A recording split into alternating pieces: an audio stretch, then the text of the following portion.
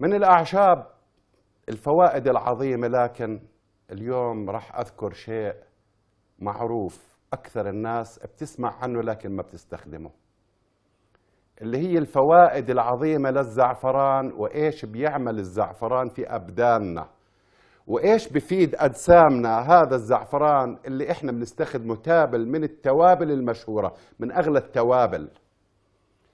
طبعا في ناس بتخلط ما بين الزعفران وما بين العصفر بالأوراق، لكن أنا بحب كل شيء يكون على طبيعته. لكن إحنا بنلون فيه الرز وبندخله بالحلويات، لكن استخدموه ولا زالوا يستخدموه الآن في هذا العصر الحديث حتى في صناعة الأدوية، والأدوية اللي بتدخل في المهدئات وأدوية الأعصاب، فبالتالي بنستفيد من خصائصه بعون الله سبحانه وتعالى. والزعفران انذكر بالكثير من المواضيع في الطب البديل.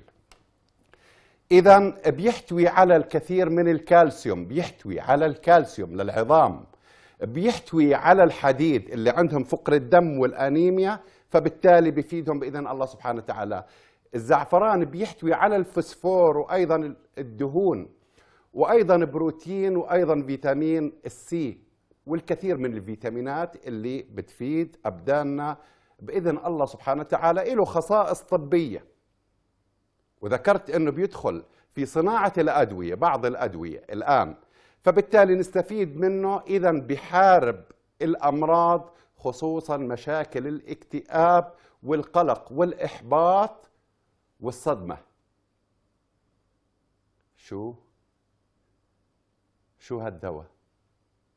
نعم، فلذلك استخدموه الهنود والصينيين والآن أوروبا والعرب اللي كانوا يستفيدوا زمان من خصائصه الطبيعية، كانوا يستخدموه للاكتئاب، للوسواس، للصدمة، المصدومين، فبالتالي بيستفيدوا منه لتهدئة الأعصاب.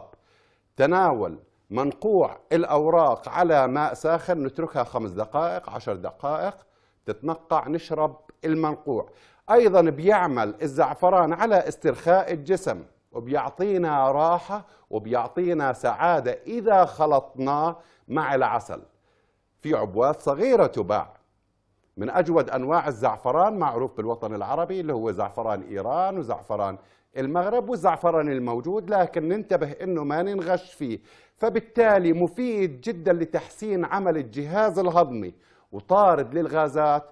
وشوفوا هالكرش اللي قدامي يقول لك هاي سمنة، طبل عليه كله غازات، فبالتالي بيخلصنا من هذه المشاكل.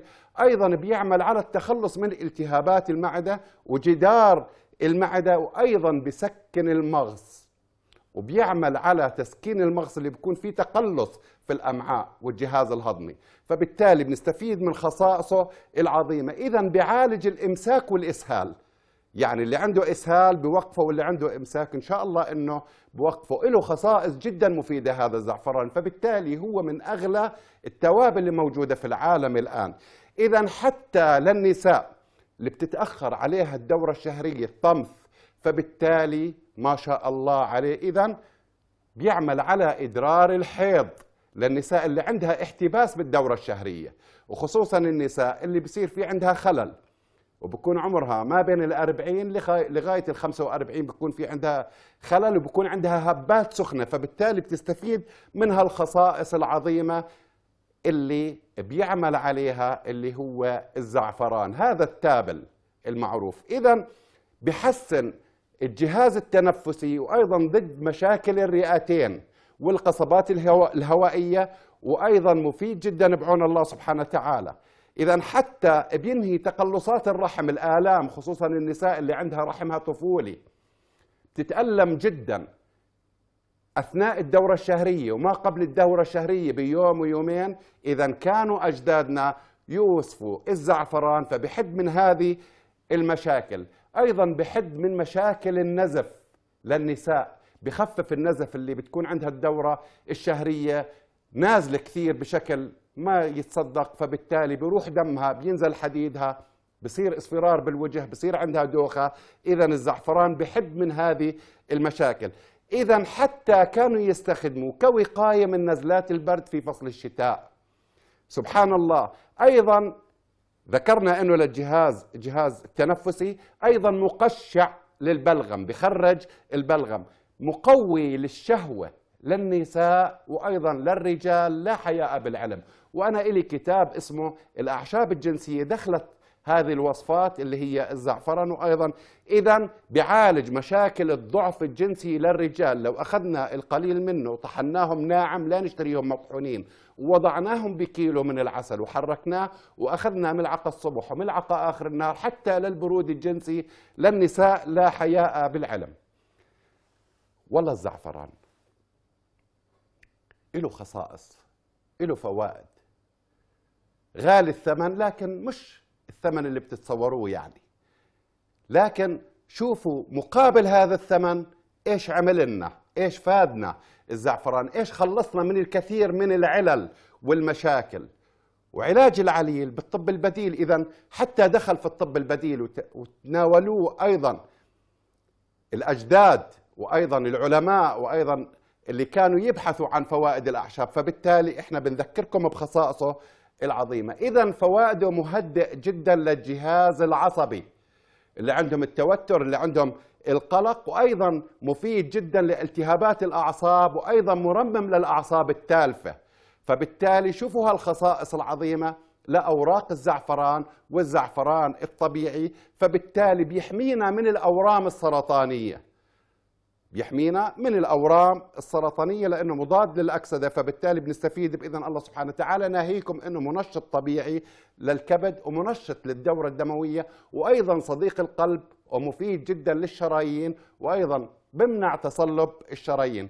إذا لكن أنا ما بفضل أنه نتناوله لإخواننا اللي عندهم مشاكل بالقلب، وأيضا بيتناولوا أدوية القلب لأنه بدنا نحافظ عليهم. فبالتالي ننتبه أيضا أنه بيعدل الضغط اللي عندهم الضغط العالي، فبالتالي نكون حريصين للي دائما ضغطهم بنخاف أنه ينزل، نوقف من تناول الزعفران. لكن سبحان الله حتى استخداماته الخارجية لمشاكل البشرة بحسن من البشرة ومشاكل البشرة، وبحمينا وبقينا من التجاعيد ومن الشيخوخة المبكرة. إذن حتى للأمعاء بقوي عضلات الأمعاء، وأيضا بيعالج، وكانوا يستفيدوا منه لعلاج مشاكل النزف من البواسير.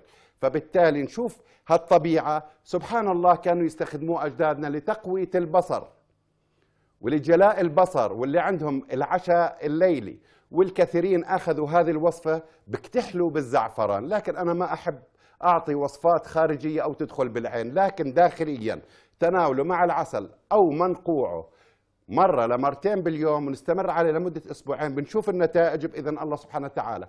ناهيكم إني ذكرت إنه بوقف نزف الرحم للي عندها نزف بتجلس 10 و15 وأكثر من الأيام، فبالتالي نعتبرها أختي أو أختك، فبالتالي يكون عندها هذا النزيف. هذا الحل اللي كانوا يستفيدوا منه ويستخدموه أجدادنا زمان للحد من هذه المشاكل، مشاكل نزف الرحم. فبالتالي مفيد جدا للرجال للتأخير، هذه المشكلة اللي موجودة عند الرجال. لكن أنا ما أشد على هذا الموضوع، لكن بإمكانكم تستفيدوا منه لأنه من المهدئات الطبيعية، فبحد من هذه المشاكل اللي هي السرعة. فإذا حتى من خصائصه للدماغ أنه بقوي الدماغ والإحساس والإدراك سبحان الله، وللحفظ مفيد جدا، وللي عندهم النسيان الزعفران مع العسل أو منقوعه يوميا ونحليه بملعقة صغيرة من العسل. إذا حتى الخصائص العظيمة